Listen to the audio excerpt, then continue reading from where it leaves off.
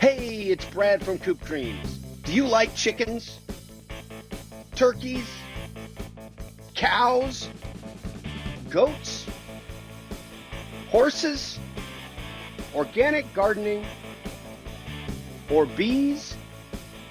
Then we've got the place for you. We're in our 7th year of homesteading. We're still learning, we're still finding some success, we're still making mistakes, and most importantly, we're still having fun. Laugh and learn right along with us in every episode of Coop Dreams.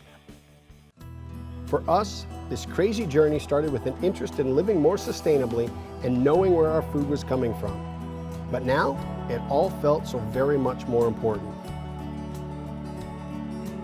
Late fall was busy as we got settled as small-scale cattle ranchers, and in all of the craziness, they brought us on top of the goat antics.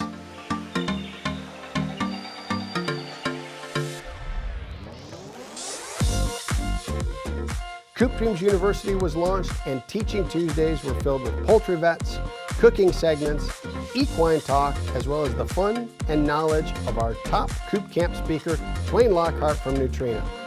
A few thousand homesteaders joined us for Teaching Tuesday, and it was awesome to all learn together. You talked about molting. We've got some hens that are clearly getting a little bit of damage because of roosters. We put a saddle on them and the saddle falls off. What are other things that we can do to help these hens?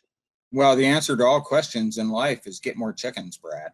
We probably have enough hens to keep him happy. You know, a rooster needs 12 to 18 hens to be quote unquote happy. And he typically will breed them all, but he will have favorites, you know, the hot ones that he's going to breed more often.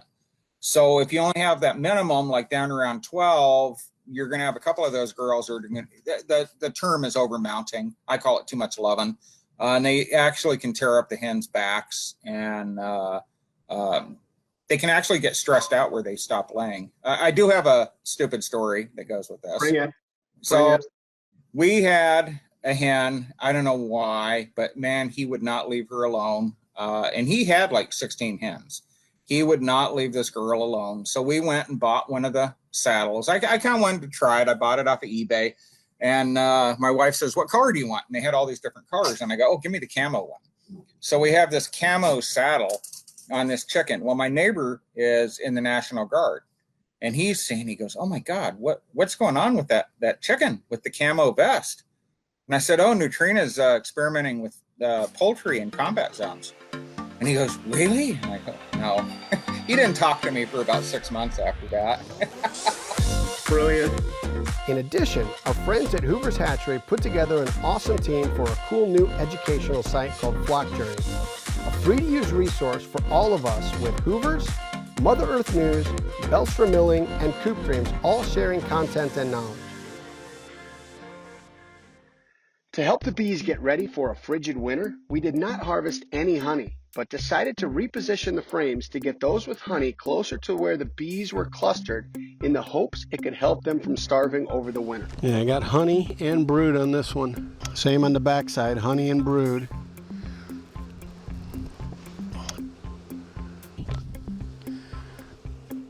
There's some honey there. There's some brood and honey. They use a lot of energy keeping the hive warm all winter, so having enough food is critical. They're working. I mean, this one looks okay. I just would have expected a little bit in the second chamber. I don't feel bad about any of them. I just don't feel great about any of them. Mites are always of a concern also, so we wanted to help our hives to be as strong as possible. Once shut for the winter, all we can do is keep our fingers crossed and hope for the best. Well, I got some pictures, send some pictures on to Dave and Steve and see what they say. I think we're okay. P3 and his black Australorp brooder buddies were growing fast. In early October, there were enough warm days that they were able to spend some time in the grow-out pen in the backyard where they tended to stay pretty much clumped up. P3 often right in the middle. And then they'd return to the garage at night. By mid-October, they were able to make the move to the outdoors permanent. And by November, they were big enough to move from the grow-out pen into the coop and walk-in run down by the goat yard, where they could stay indefinitely before integrating with other chickens. And as they grew, they were still always staying close together. As it seems to consistently be on the farm, when you look one way, predators come the other way. As we were prepping the farm for the winter, we blinked and lost Patch and his beautiful flock of buff Orpingtons and sapphire gems to a fox or a group of foxes. While we didn't see the attack happen, the carnage was everywhere, and the foxes that kept appearing around the fringes made it clear that they were the culprits and were returning to the scene of the crime. We remembered losing Patch earlier in the year for a couple of days and were heartbroken, but he made a miraculous return. Where have you been? Oh, my boy, my sweet, sweet boy. How are you? Oh my goodness, are you okay? But this time, there was no such luck. He was a very different rooster, and while he did a great job as a flock leader, he was much more a part of the goat herd than he was a chicken. Not sure if it was the pandemic we were in or the fact we were caught off guard for the polar vortex a couple years ago, but we way over-prepared this year on every level. We were stocked up on hay, Neutrina feed and minerals for all the four-legged animals. Don't have the truck today, had the Prius, but I got a call from the feed store that our Neutrina feed was in, so our goat feeds arrived, our horse feeds arrived, our stuff for the cows has arrived, so I had to pick it up. Poor little Prius almost didn't make it. We've got 700 pounds worth of cow, horse, and cattle feed from Neutrina packed up here. And chicken feed from Grubbly Farms came in. Big delivery day. I got to take my hat off to our FedEx guy. He delivers all of our chicken feed. These are heavy boxes. He puts them right in front of the shed where we store all of our goat and chicken feed and minerals.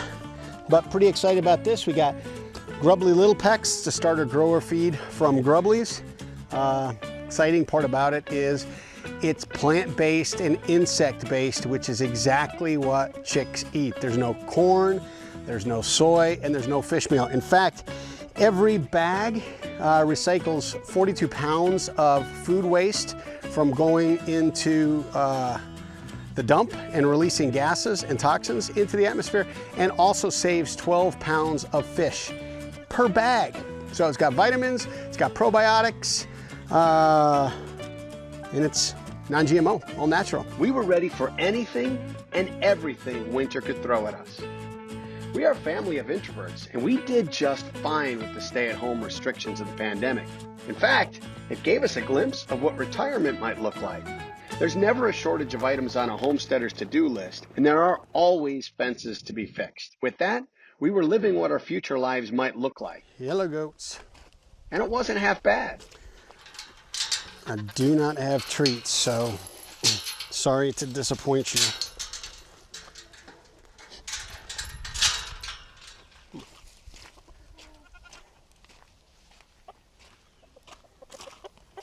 Hey, buddy. P3. Okay, so we're not getting any younger. So we opted to have water and electric run down to the cows, so we didn't have to haul buckets or do extension cords and hoses. And so that has torn up this goat and chicken yard in here, and then we had like a foot of snow. So after the snow melted, this has all gotten really mushy, and I was taking the horse manure to go dump it in the compost pile. Got the utility vehicle stuck in here. It was stuck for a couple of days, so we were down to a broken wheelbarrow that we were using. Finally pulled it out with the tractor, so we're back in business. But this has been a work in progress because the goat yard used to end right here on this rock trail, and now we've extended it back into the woods here to give them more space to browse. We've extended it further down that way to give them more space to browse, and we've put gates on both ends so that we can get down to the cows. As things go, it turned out to be a mild winter here. but we were happy that we were overprepared versus how previous winters had gone. Sadly, our bees did not fare well over the winter, and we lost all 4 of our hives. So we lost our hives. This was the last surviving hive. We moved all of the frames that had some honey into this to help these survive. And sadly, we lost them. We don't know if it was mites, we don't know starvation, but there is a lot of honey still left in here. So we are going to try to harvest what we can. There's a bee. There's a couple bees flying around. Look at that. So we got quite a bit of honey.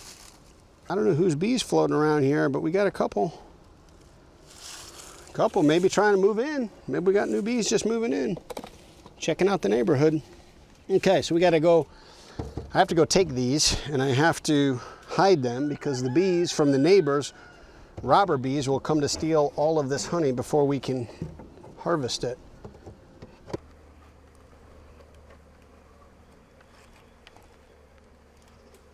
There are so many variables. Who really knows? I never felt 100% confident that I set the nukes correctly, and having never set any before, maybe I damaged or stressed the queen or colony too much during the transfer and the setting. Having met with the awesome folks at Meyer Bees last year and learning all about how they handled their apiary, I reached out and asked Dave if he could come down and help set the colonies for the coming spring.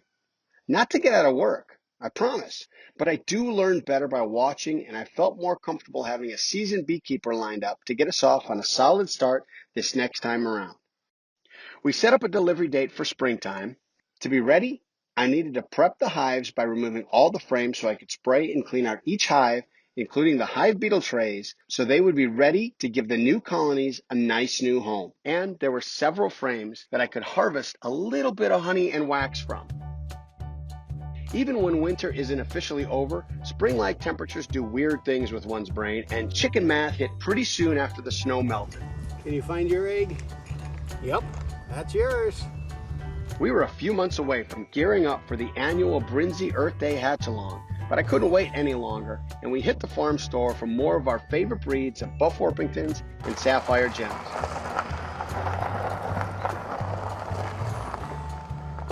Just got back from the farm store. Got some new chicks, pretty excited. We got Buff Orpingtons and Sapphire Gems. Got to get them inside, get them some food, some water, get them warm, and then can't wait for you to meet our new chicks. The Sapphire Gems are an exclusive breed to Hoover's Hatchery. It's good that you escaped. Buff Orpingtons, you guys have good personalities, so it's good that we meet this way. I am Brad.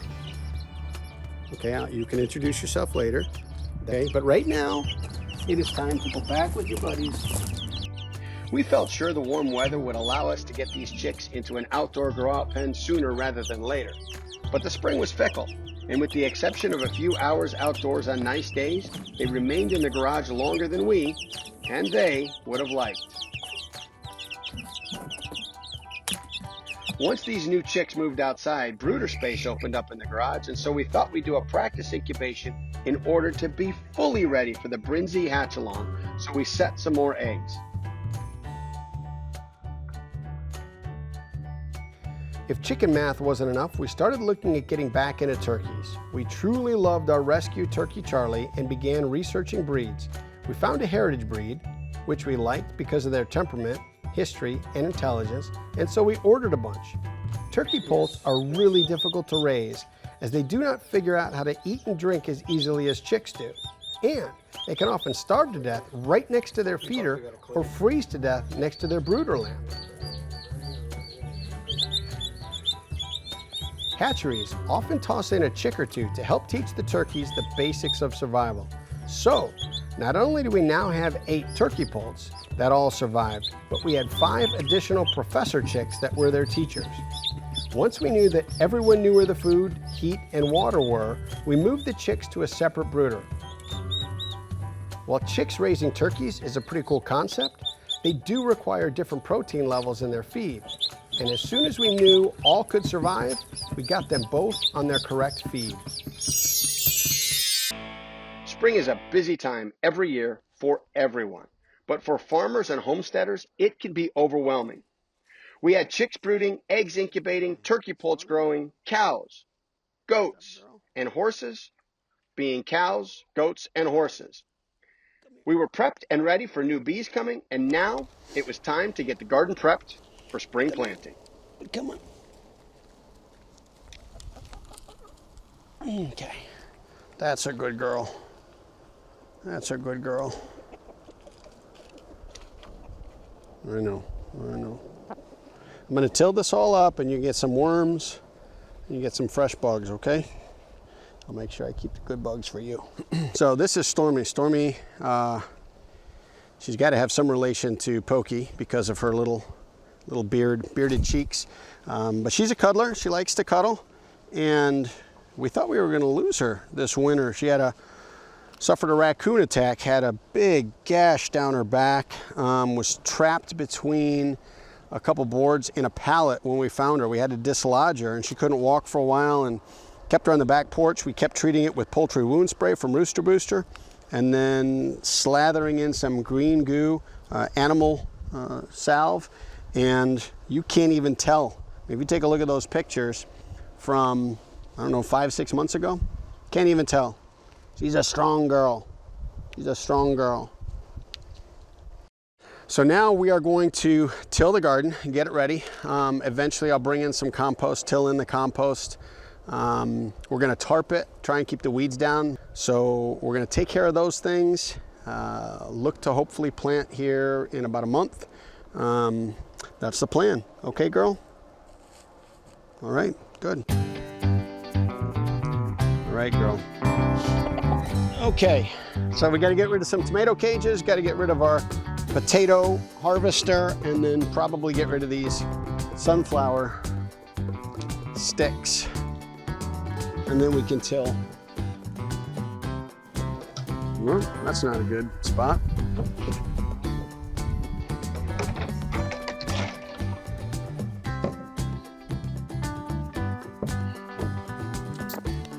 Let's move that out of here.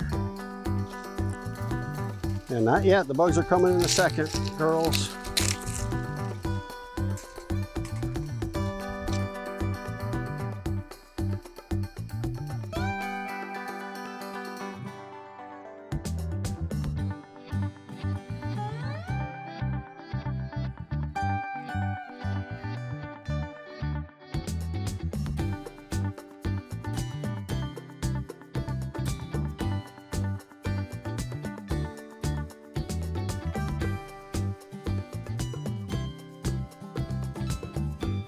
We cranked up the Troy-Bilt tiller, again, in one pull.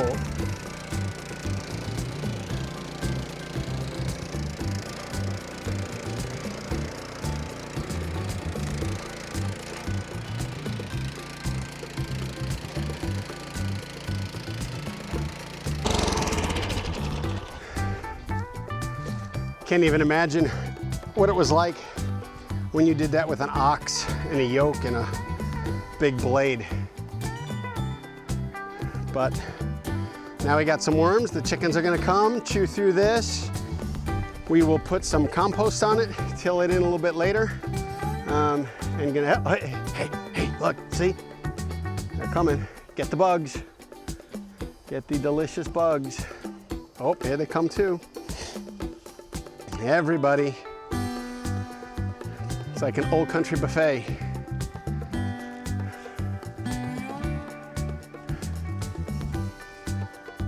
So the steps still to do. From one of our Teaching Tuesdays, Michael Kilpatrick, growingfarmers.com, told us a great way to do some weed prevention, to stay on top of it, is to put some tarps over your tilled garden and just let it eliminate the weeds before you plant. So, or till it and then put a tarp on it. So you can use like a regular tarp, or if you can get a silage tarp, which is, you can order those online. The reason for a silage tarp is they're a lot thicker and they're gonna have a black layer, so it's gonna basically kill the grass. So we'll do basically a tarp anywhere, and that we'll do it for a month or two, and that will just kill all that grass, and so then you have a weed-free garden. Because here's the thing, I mean, we get so excited about our garden, and then what happens is, you know, a month later, all the weeds and the grass come up, and then it's a disaster. what I'm thinking, there's two thoughts here. I've got 2 tarps, which will probably cover half of this. So maybe I'll do half of it using that model and half of it the other way and see, does it really have some long-term weed benefits? The other option is to buy another couple tarps, which I don't want to do. So we'll do a test. We'll do a test. Half the garden will tarp, half we won't, and we'll see at the end of the summer where the weeds are.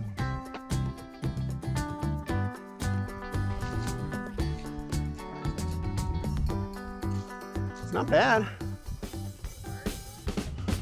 To watch episodes on the go, be sure to download the Coop Dreams app. And for even more fun, like Coop Dreams on Facebook, follow us on Instagram and Twitter, subscribe to our YouTube channel, and visit our website at www.coopdreams.tv. Just got back from the farm store. Of course, we have added to our flock. I've got some Buff Orpingtons in here. They're from out of Hoover's Hatchery, who we're very familiar with. No. These are Sapphire Gems. I got the Buff Orpingtons in the garage. Our daily chores now included not only feeding and watering the cows, but they were pretty adamant about being brushed. It appeared that long hair can be kind of itchy, and they sure love the feel and attention of a good brushing. It's not like it when it's not being brushed.